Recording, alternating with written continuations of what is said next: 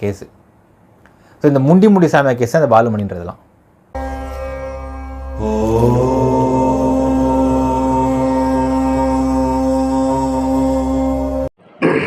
வணக்கம், நான் உங்கள் பெயர் சிங்காரவேல் பாலுமணி.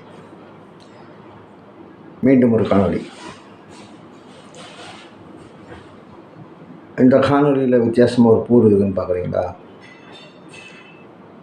இந்த மாதிரி பூக்கள் ஒரு மனிதனுக்கு வாழும்போது புகழ்ந்தும் வரலாம், இறந்து போன பின்னாடி பார்த்திங்கன்னா போனது மேலே தூவத்தும் உதவலாம். இது இந்த மாதிரி பூக்கள் எதுக்கு உதவும்னு சொல்ல முடியாது. சரிங்க, நம்ம காணொலிக்குள்ளே போகலாம். அதாவது கார்த்திக் பிள்ளை என்ன 1ஆம் தேதி 3ஆம் தேதி ஒரு காணொலி போட்டு மிக அவதூறாக பேசியிருந்தான். பேசிய ஒரு அவதூறுக்கும் ஆதாரத்தை வைக்கணும். அம்பத்தூர் காவல் நிலையத்தில் என்னை கதற அடித்து எழுதி வாங்கினாங்களா? சரி, அந்த கதற எழுதி வாங்கின எஸ்ஐ ரமேஷ், சையது முபாரக், இவங்க 2 பேரும் விசாரணைக்கு உட்படுத்த வேண்டும். ஏன்னா என்னை அடித்து கதற எழுதி வாங்கினாங்க இல்லையா? திருச்சி கமிஷனர் ஆஃபீஸில் நான் என்னை கூப்பிட்டு விசாரித்தாங்களா? எந்த நாள் சிசிடிவி ஃபுட்டேஜ் எடுத்து வைக்கணும். என்ன, எந்த தேதியில் கம்ப்ளைண்ட் கொடுத்தாங்க, அந்த தேதியில் நான் திருச்சி கமிஷனர் ஆஃபீஸுக்கு வந்துருக்கணும். சேலம் கமிஷனர் ஆஃபீஸில் கம்ப்ளைண்ட் கொடுத்தாங்களா? எந்த தேதியில் கொடுத்தாங்க, அந்த தேதியில் நான் கமிஷனர் ஆஃபீஸில் நான் விசாரணைக்கு ஆஜராகிருக்கணும். என்ன, நீ சொன்ன ஒரு கமிஷனர் ஆஃபீஸு, ஒரு போலீஸ் ஸ்டேஷனு எல்லாத்துலேயும் நீ சொன்ன அத்தனை குற்றச்சாட்டுகளுக்கும் நீ குறிப்பிட்ட அத்தனை ஆஃபீஸர்களும் பதில் சொல்ல வேண்டும். இந்த வீடியோ எதுக்கு போடுறேன்றது தெரிஞ்சுக்கோ. என்ன, அதே போல் இந்த மைவி3 முகவர்களுக்கு சொல்கிறேன், நீங்கள் பண்ண தப்பை மறைக்கிறதுக்கு முயலாதீங்க. நீங்கள் தவறு செய்துட்டிங்கன்னா அந்த தப்பை செய்யறதுக்கு மறைச்சிட்டு ஒரு நியாயத்துக்காகவும் ஒரு ஏமாந்தவர்களுக்காக போராடுறவங்க மேலே தப்பும் தவறும் வைக்காதீங்க. ஏன்னா அது என் உறவினர்களாக இருந்தாலும் சரி, யாராக இருந்தாலும் சரி, நான் சொல்கிறேன். ஏன்னா நீ செய்த தவறுக்கு உண்டான தானே சம்பாரிச்சிங்களே. இது தவறான வழி, மணி ரொட்டேஷன்றது தவறான வழின்னு தெரிஞ்சு தானே உள்ளே போய் சம்பாரிச்சிங்க. அப்போ ஒருத்தங்க பாதிக்கப்பட்டாங்க, காசு வேணும்னு கேட்டவங்க கோர்ட்டில் கேஸ் பண்ணாங்கன்னா அப்போ EOW விசாரிக்கும், எல்லா டபிள்யூயும் விசாரிக்கும். அப்போ சம்பாதிக்கும் போது எப்படி இனிச்சுதோ அதே மாதிரி மணி ரொட்டேஷன்றது இந்திய அரசாங்கத்தால் தடை செய்யப்பட்ட ஒன்று. அதுக்கு அந்த புறம்போக்கு நாய் கார்த்திக் பிள்ளை, பலப்பற்ற நாய், அது சப்போர்ட் ஆனது. மைவி3 உறுப்பினர்களே, சத்தியமாக சொல்கிறேன், ஏன்னா சக்தியானதுன்னு குறைந்தபட்சம் 7 வருஷம் முதல் 10 வருஷம் வரைக்கும் வெளில வரப்போறதில்லை. ஏன்னா தெளிவாக சொல்கிறேன், நல்லா குறித்து வச்சிங்க. உங்கள் பணம் அத்தனையும் சுத்தமாக காலி. புரியுதுங்களா? முதலில் புகார் அளித்த அந்த 2 பெண்களுக்கு கிடைக்கிறதுக்கு வாய்ப்பு உண்டு. மற்றபடி உங்களுக்கெல்லாம் கிடைக்கணும்னா கேஸ் முடிகிற வரைக்கும் நீங்கள் வெயிட் பண்ணி தான் ஆகணும். இதே சக்தியானது பெயிலுக்காக கெஞ்சினான் அந்த மனுஷன். ஏன்னா அவன் கெஞ்சினான் 100 பேர் காசு கொடுக்குறான்னா.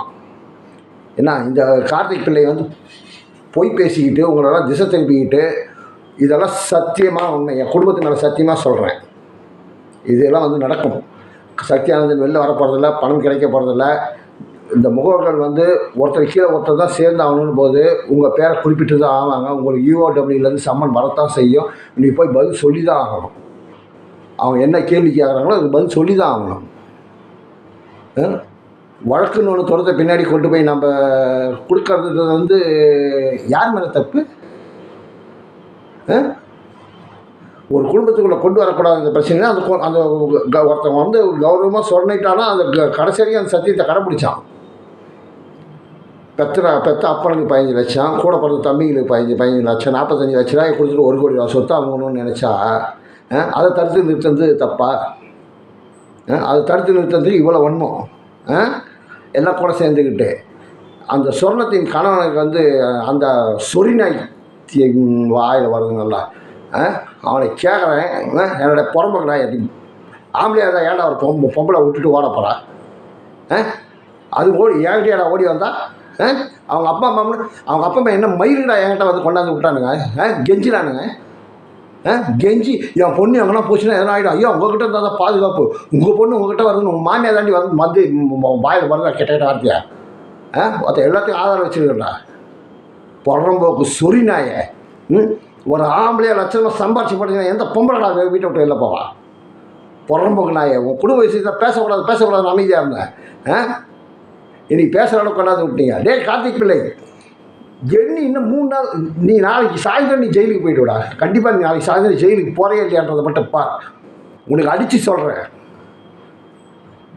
சத்தியமாக சொல்கிறேன். நாளைக்கு சாயந்தரம் நீ நான் பெயில் வைக்க சேர்க்கணும் உன் மேலே இருக்குதில்ல, நாளைக்கு நடக்க போகிற விஷயத்தில் பார். நீ நாளைக்கு நீ வந்து ஜெயிலுக்கு போகிறே இல்லையான்றதை பார். அரசியல் கட்சிக்கோ மற்றவங்களுக்கும் மாமா வேலை டிபார்ட்மெண்ட்லாம் மாமா வேலை பார்த்துக்கிட்டு இருக்க நாய் நீயே. அந்த தைரியத்தில் ஆடி தெரியலையா நீயே? ஏதோ இவரை வந்து வைப்ரேஷன் மட்டும் இவ்வளோ இருந்து எடுத்துக்கூடாதா? ஓ ட்ரம் ஆகிற உன்னால் முடிஞ்சதை எடுத்து விட்றா. என்ன இருக்குதா விட்றா? என்ன ஆபாசமாக வீடியோ இருக்குதா? இருந்தால் எடுத்து விட்றா. இருந்தால் எடுத்து விட்றா. ஒரு பக்கம் மீசை வளர்ச்சிக்கிட்டு இருக்கேன்டா, ஒரு பக்கம் காதை எடுத்துக்கண்டா, ஒரு பக்கம் மீசை எடுத்துக்கண்டா. எங்கேயாவது ஒரு இடத்துல ஒரு தவறான ஒரு வீடியோ இருந்ததுதான். புறம்போக்கு நாய், அந்த சொறி பிடிச்ச புறம்போக்கு நாய். ஒரு பொம்பளை வச்சு வாழ தெரியல, வீட்டை விட்டு வெளியில் போகாத. அந்த தெருவில் போய் கேளுடா, அந்த நர்சரி தெருவில் போய் கேளுடா. அந்த வீட்டில் எவ்வளோ அடிதடி, எவ்வளோ சண்டை பிரச்சனை நடந்தது ஊர் பூரா சொல்லுவாங்க. ஒரு பொம்பளை வச்சு வாழ தெரியாத நாய். அந்த வயசான டே ராமநாதா, டே மீனாட்சி, உங்களால் வயசு பெரியவங்க தானே வயிற்றுக்கு சோறு நினச்சிருப்பீங்க. பார்த்தா நீங்களாம் வாத்தியாரா? நீங்களா ராமநாதா பொட்டை நாய, வயசான பொட்டை புட்டிக்கிறதுக்கார வந்து அன்றைக்கி என்கிட்ட வந்து கெஞ்சினீங்க. என் பொண்ணு எங்கேயோ போகிறது, ஐயா காப்பாற்றுங்கன்னு வந்து உருவீங்களா வந்து எக்கடை கட்டு போய் தொலைது நான் துரத்தி விட்டுருக்கேன்டா. அப்பயே நம்மளுக்கும் ஒரு புள்ள இருக்குதுன்னு நினச்சிக்கிட்டு பாவம் பார்த்து சேர்த்ததுக்கு என் மேலே என்னென்ன குற்றச்சாட்டு பார்ப்பீங்க? டேய் அறிவுதாடா உங்களுக்குலாம்? அந்த பொண்ணு பேரில் சொத்தை எழுதி வாங்கிட்டு ஈஸி போட்டு பாருங்கடா யார் பேரில் இருக்குதுன்னு. டே புறம்போக்கு ராமநாதா, டே பொன்னமராதியில் புறம்போக்கு நாட்டை சொல்கிறேன்.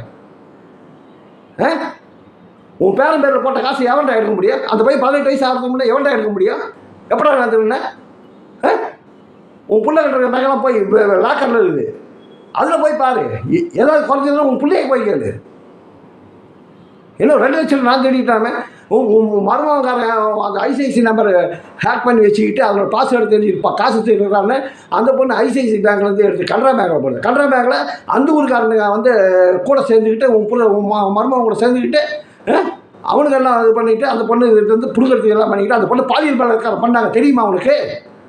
அதுக்கப்புறம் தான் அந்த பொண்ணு என்கிட்ட வந்து அடுத்த நாள் உன் மருமகன் வந்து என் மேலே வந்து கை வைக்கிறான். புறம்போக்கு பொட்டைக்கிறான். அவன் அந்த நாய் இன்னும் நேரில் வந்து பார்த்து விசாரித்த மாதிரி பெரிய இவனாட்டம் பேசிக்கிட்டு இருக்கான். சிறுப்பா நாளைக்கு காதி நாளைக்கு உள்ளே போகடாது புறம்போக்கு நாய. நீ உள்ளே போல நான் செத்தாவது உள்ளக்குள்ளே இருக்கோண்டா, நான் செத்தாவது உள்ளக்குள்ளே இருக்கலாம். வச்ச ஒரு குற்றச்சாட்டையும் நீ நிரூபிக்கணும்டா. நீ நிரூபிக்கணும்டா. இனி நான் யாரையும் நம்புற மாதிரி கிடையாது. சத்தியத்தை கட்டுப்பட்டு எதுவும் பேசாமே இருந்தேன். சொல்கிறேன்டா, நாளைக்கு செத்தாது இந்த பூ அதுதான்டா. நான் செத்தாது மொத்த நாளைக்கு கொண்டு போய் உள்ள உட்கார வைக்கிறேன்டா. என்னடா நினச்சிக்கிட்டு இருக்கிறீங்க? பண்ணுறதெல்லாம் கேவலம் ஒரு காசு போன சொத்துக்காக ஏன் மேலே பழி போடுவீங்களா? உன் புள்ள அக்கௌண்ட்டில் 2 லட்சம் நான் எடுத்தேனா? உன் மருமகன் திருட்டு அந்த நாய் எடுத்துக்கலான்றதுக்காக வேண்டி உன் பிள்ளை தான் அதுலேருந்து எடுத்து கர்நாடகாவில் போட்டான். அங்கேருந்து போட்டால் அந்த ஊரில் ஆதிக்க ஜாதி நாய் எல்லாம் சேர்ந்துக்கிட்டு அந்த பிள்ளைய பாலியல் வன்கொடுமை பண்ணி அந்த பொண்ணு பயந்துக்கிட்டு ஓடியாந்து அதை வந்து மறைக்கிறதுக்கு உன் மருமகனை விட்டு என்ன ஆகிடுச்சு? நான் சிஎஸ்ஆர் போட்டால் போலீஸில் கம்ப்ளைண்ட் எடுக்கலை. கடைசியில் என் மேலே கஞ்சா கேஸ், அந்த பொண்ணு மேலே பிளாத்தல் கேஸ் போடுவீங்க பணத்தை கொடுத்து. ஆனந்தரை காவல் நிலையம் எனக்கு உடந்த இல்லையா? பிஜேபி எம்எல்ஏவும் உடந்த, அவங்க அப்பா உடந்த. ஏன்னா இது வந்து என் மரண வாக்கு மூலமாக கூட இருக்கலாம். வானதி சீனிவாசன் அவங்க அப்பா அந்த பார் கவுன்சில் ராஜேஷ் அந்த வக்கீல் ஒரு வக்கீல்கிட்ட கேஸ் கொண்டு போகிறேன். அந்த ஆனந்தூர் ஸ்டேஷனில் கம்ப்ளைண்ட் கொடுத்ததுக்கப்புறம் அந்த இன்ஸ்பெக்டர் இன்றைக்கி வரேன் நாளைக்கு வரேன் காலம் தாழ்த்த சந்தேகம் வந்து ஒரு வக்கீல்கிட்ட கேஸ் எடுத்துட்டு போகணும். எந்த வக்கீலும் ஃபஸ்ட்டு ஆரம்பத்தில் கேட்குறாங்க, அடுத்தது வந்து யாரும் எடுக்க மாட்டேன்றாங்க ஆக்ஷன். கேட்டால் கடைசியாக ஒரு ஆள் சொல்கிறாரு, ஐயா இது வந்து பார் கவுன்சில் ராஜேஷ்ன்ற வக்கீலோட ப்ரெஷரு, அதனால் எந்த வக்கீலும் எடுக்க மாட்டாங்க. நீங்கள் ரொம்ப நாள் இந்த ஊரில் இருந்தீங்கன்னா அவங்க மேலே கஞ்சா கேஸு அந்த பொண்ணு மேலே பிராத்தல் கேஸும் போட்டு உள்ள தள்ளத்துக்கு ரெடியாக வராங்க, நீங்கள் இமீடியட்டாக இங்கேருந்து கிளம்புங்கன்னு சொன்னார். பாவம் அந்த மனுஷன் யாரும் தெரியல, பேர சொல்லணுன்னு எல்லாத்தையும் சொல்லிட்டார். இதில் வர வழியில் அப்படி இருக்கும்போது சொல்லிட்டு வருவாங்களா ஒவ்வொருத்தருக்கிட்டையும்? அந்த ஊரில் நான் என்னடா எந்த மாய மந்திரம்டா பண்ணேன், எந்த மண்டை ஓடுறா வச்சுருந்தான் புறம்போக்க நாய சொல்லிட்டா நிறுவீங்களா? வரவனுக்கு எதனா வரவன்கிட்ட எதனாவது பரிகாரம் கிரிகாரம்னு சொல்லி 10 பைசா கை நீட்டி வாங்கணும்னு சொல்லி நிறுவீங்களா? செருப்பால் அடிங்கடா அப்படின்னு இது பண்ணிங்கன்னா, நான் செத்து பண்ண பின்னாடி கூட என் பணத்தை செருப்பால் அடிங்கடா. நான் வந்துட்டு என் பரிகாரம்னு சொல்லி காசு ஜாதகம் பார்த்தேன், காசு வாங்கினேன், பரிகாரம் பண்ணேன்னு சொல்லி வந்து எந்த உயிர் பசியோடு இருக்கான்னு சோறு போட்டு அனுப்பிச்சான்டா. எந்த உயிராக இருந்தாலும் கஷ்டப்படக்கூடாதுன்னு அந்த உயிருக்கு மருத்துவம் பார்த்த வேண்டாம். நாதாரி நாய்களா, வாய்க்கு வந்ததெல்லாம் பேசிங்களா? இது என் மரண வாக்கு மூலமாக வச்சுங்க. இதில் வந்து பார்த்தீங்கன்னா அந்த சொர்ணன்ற பொண்ணை வந்து விசாரிங்க. இதில் நான் சொன்னது வந்து அனைத்தும் உண்மை. என்ன என்னோடய மரணத்துக்கு காரணம்னா மிக முக்கிய காரணம் வந்து ராஜாராமனோட கூட்டு சேர்ந்தவங்க இந்த கார்த்திக் பிள்ளை, மைவி3 சக்தி ஆனந்தன், ஏன்னா இவங்களாம் தான் காரணம். அந்தளவுக்கு மன உளை, ஏன்னா அந்த வீடியோவில் அந்த அளவுக்கு பேசி எனக்கு மன உளைச்சல் கொடுத்துருக்குறாங்க. இதில் வந்து முக்கியமாக ஒரு நபரை விட்றேன் நான். ஏன்னா என்ன பண்ணுறது, சொந்தக்காரனாக போயிட்டான், அதனால் அவன் பேரை சொல்லாமல் விட்றேன் நான். என்ன சொல்லிக்கிட்டு இந்த காணொலியில் விடைபெறுகிறேன். நன்றி வணக்கம் சொல்லலாம் மனசு இல்லைங்க.